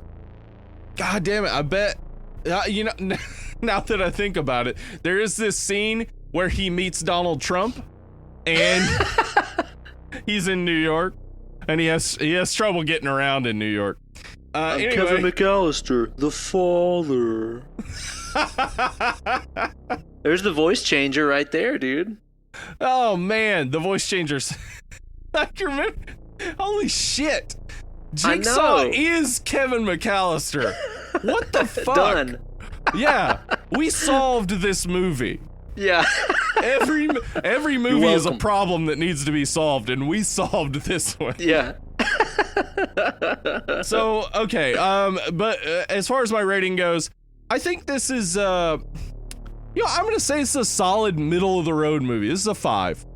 Okay.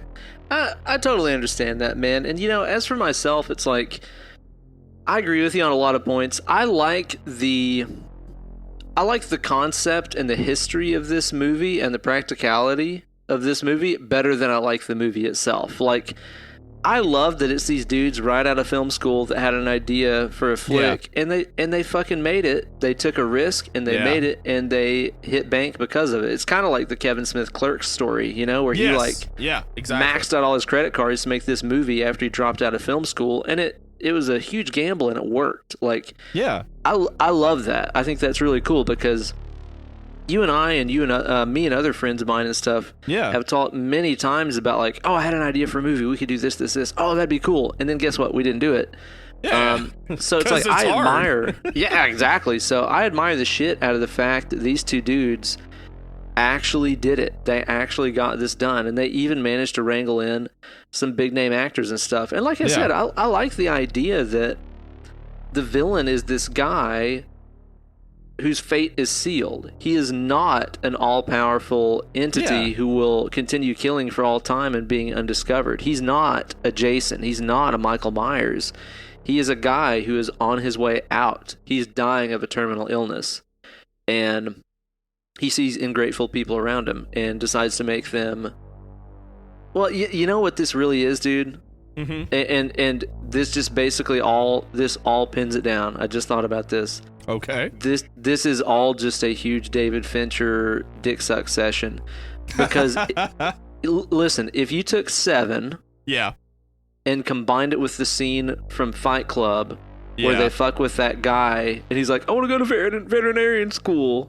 Yes. Okay. And they make him appreciate his life because they hold a gun to his head. Yeah. That's where you get Saw. Like, if you have 7 plus that one scene from Fight Club, this is just a big David Fincher jerk-off session.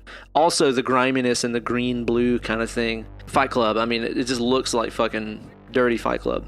Holy shit, you're right. That's exactly what this is. Yeah, exactly. Jesus. Exactly. Okay. This movie, we just busted this thing wide open, dude. Take that, Look Saw. at us. Yeah. Take that, you fucking dirtbag quiz that tried to chump us earlier. Fuck you. I was gonna say, for the listeners who stayed through that quiz, you really got something. All right. Yeah, exactly. Boom. That's worth it. It's like when you're trying to figure out how to eat Brussels sprouts. Like, the first time you make them, it's like, what? This is disgusting. And then you like figure out like, oh, some balsamic vinegar, etc. Oh, okay. No, yes, this is the best. There you go. That's what this podcast is like. It's like eating Brussels sprouts. Like eating Brussels sprouts. It's good for you. Please, somebody leave us an iTunes review that says that. But like I said, I like the concept and stuff here better than I like the movie itself. I think the movie is ridiculously overly convoluted. I think that if I was a film student, you know, coming out of film school trying to make my first big name movie and stuff, I would do something a little less big than this. Simpler. You know, not to say that taking risks is bad or anything like that, but no, it's like, dude, yeah. I mean, simple is the way to show you know what you're doing. Yeah, exactly. Yeah, that's a very good point. Exactly. But doing like a super twisty, convoluted, who's the killer? Oh my gosh, it's this guy that was dead the whole time. Like, you really got to have your shit together to make that work. And I don't think that this really does it very well. Again, I like the concept of these like elaborate traps that dude sets and stuff.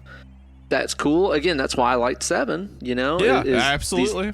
These thematic kind of killings to suit the victims. That's pretty neat. But again, wildly inconsistent. Some of them are very simple. Some of them are very complicated. I don't know. It just didn't really have me gripped. I didn't think it was scary. I think the soundtrack is fucking corny. That Saw theme that everybody thinks is so cool. I think it's just so like... Yeah, there's not anything there. It's not worth it. No. And even like I could pick it apart, you know, melodically and intervallically and stuff like this and say it is like the most predictable, epic, minor key, dramatic intervals possible for that theme. I'm talking about the da da da da da da da da da da. That's fucking. You know what corny, I hate dude. about that is that it's just da da da da da da da da. Like like I would expect it to be da da da da da da da da da. Like I would expect it to actually have something to it. Move somewhere. Instead, it's just. It's just this constant repetition of what? Like nothing. There's nothing to it. No. But hey, if you want to learn how to play it on guitar, I've got a sick tutorial on my YouTube channel, y'all. Woo, woo. Woo.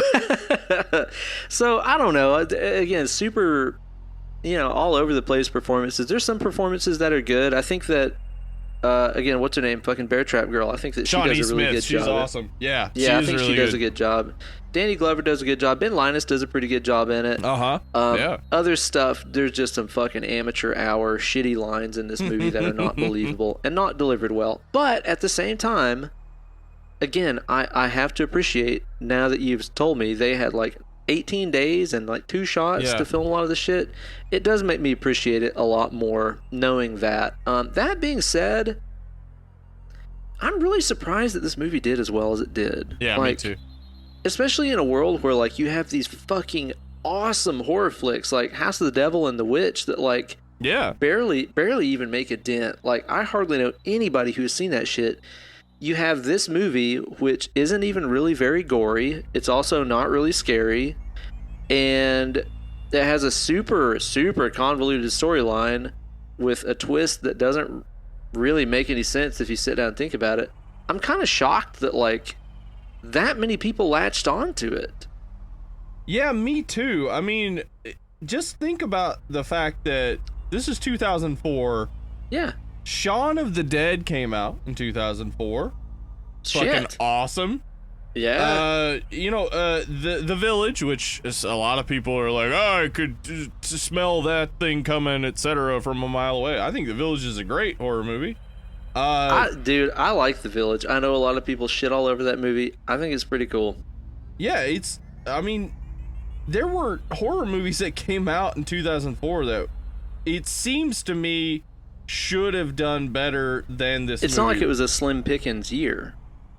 Yeah, I mean, again, this is early 2000s, so I said that real weird. Early 2000s. Early 2000s. That's how dentists say 2000. 2000? Oh. Mm-hmm, yeah. That's corny. Yeah.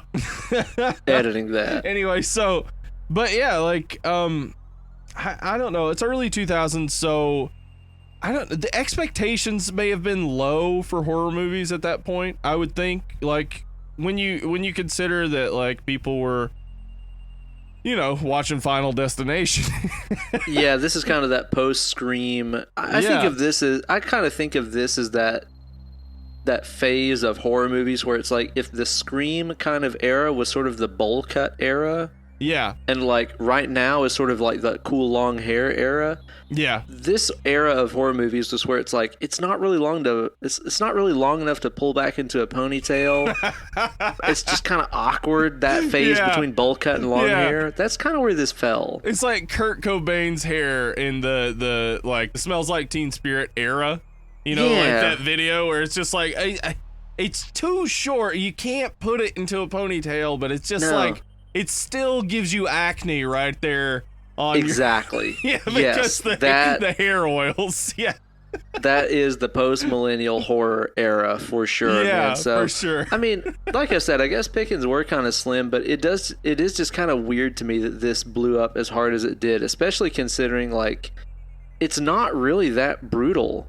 Like it's not really that fucked up or grisly or gory. Because even something like Human Centipede, like I can understand why that blew up because that's fucked up and disgusting.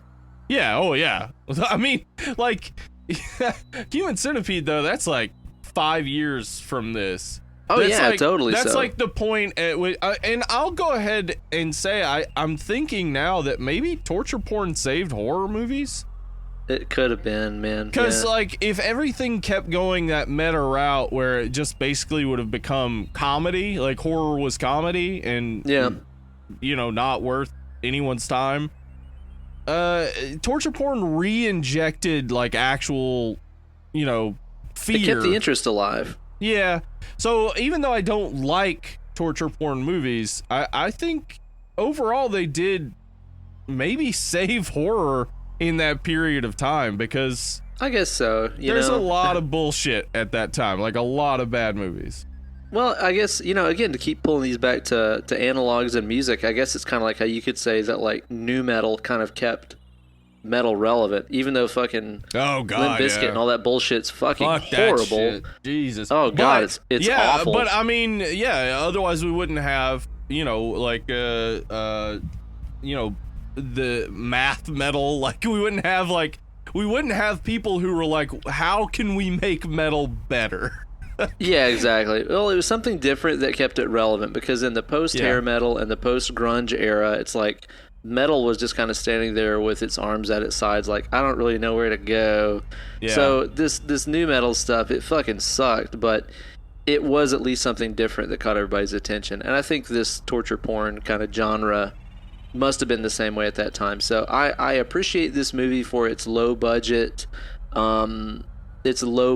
you know, success and stuff that it had, and that it was these young guys just going for it, and that it, like you said, kept horror relevant and in the spotlight. So I'll forever appreciate it for that, but I just don't really enjoy watching it, and I especially think it's one of those that has like next to zero replay value. Like this is one of those that maximum of twice.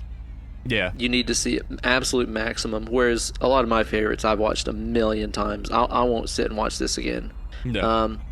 Again, appreciate the premise on paper more than I do on celluloid. I think it's like a 3.5 out of 10. It's just not very. Yeah. It's just not fun to watch to me. That's fair. I would say I overinflated it specifically because I was glad two people got together and decided to make a horror movie. yeah, totally so, man. Totally so. I mean, I think I did the same maybe with Killer Clowns from Outer Space. I didn't even give that a great rating, but it was just like, well, I'm glad these guys, the Chiodo brothers, got together and made a movie because it's hard.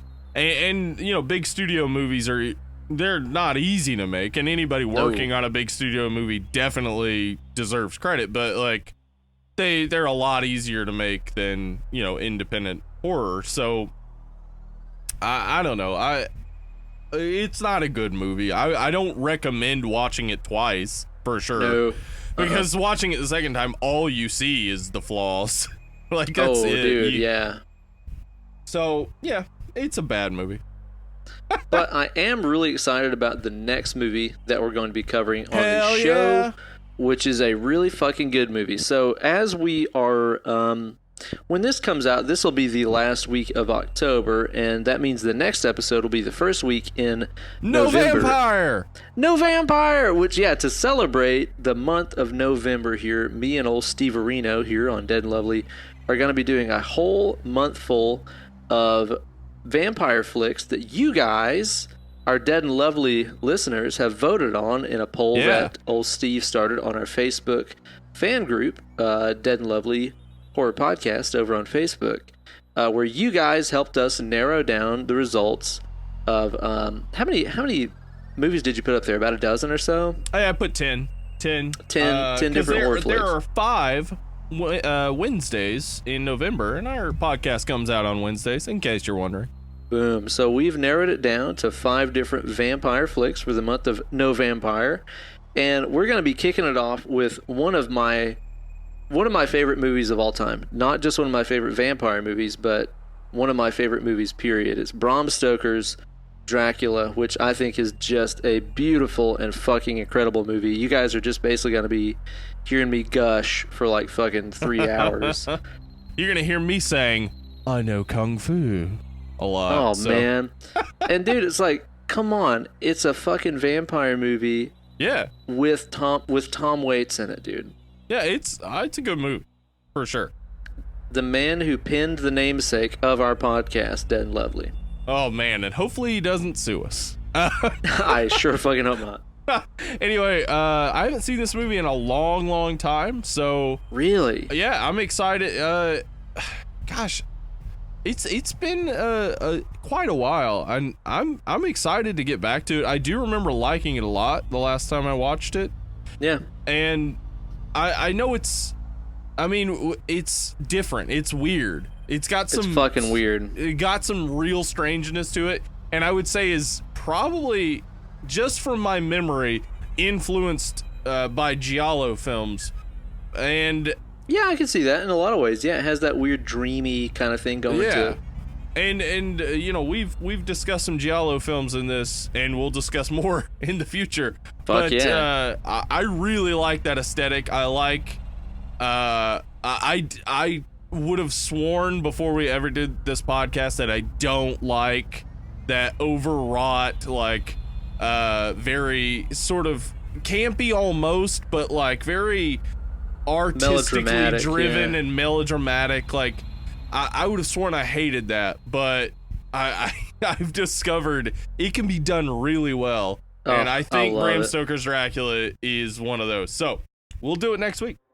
Do you have the DVD that shows you all the special features and making of and shit? No, I do not. If you can find it on YouTube, dude, if you can find it on YouTube or something, like, I would actually really suggest that you watch the behind the scenes stuff before you watch the movie, because it's going to make you appreciate it 10 times over. Like, cool. Without giving too much away, basically the way that the movie was filmed, they could have made that movie in like 1920. Like, all of the special effects. Wow. And yeah, like all of the special effects and stuff that you see on screen are things that could have been done like 100 years ago. Like, it's all simple stuff like multiple exposures on film, jump cuts and stuff like that. There's 1 or 2 exceptions to that, but basically they worked extremely hard to keep all the special effects and stuff in this movie in camera. Like, even the scenes where like, you remember that scene where Keanu Reeves is like on the train and he's like, you can see the landscape passing by in the background and you see like Dracula's eyes and stuff. And Agent Smith comes out and he's like, hey, Mr. Anderson. Yeah. Red pill, etc. That scene and the way they film that is like butt fucking insane. It's nuts to see the lengths they went to, because it's all in camera. There's nothing crazy about how they did it. It's all the definition of practical. So do watch the special features and stuff and see how they made it, because it'll make you appreciate that movie 10 times more than you probably already do. So y'all be sure to tune in next week for Bram Stoker's Dracula as part of our first installment of No Vampire. Now, Steve, in the meantime, where can they find us on them social medias, and how can they get a hold of us if they want to suggest some movies and shit we ought to cover? Yeah, well, you can always email us at deadandlovelypod@gmail.com. Love getting those emails. Shout out to John, who's emailed us a few times, but definitely has some of the best emails I've gotten, for sure. Shout out to John Latour. At Dead Lovely Pod on Twitter, Instagram. Instagram, we post every day. Twitter, sometimes. And sometimes. And then our Facebook group is Dead and Lovely Pod.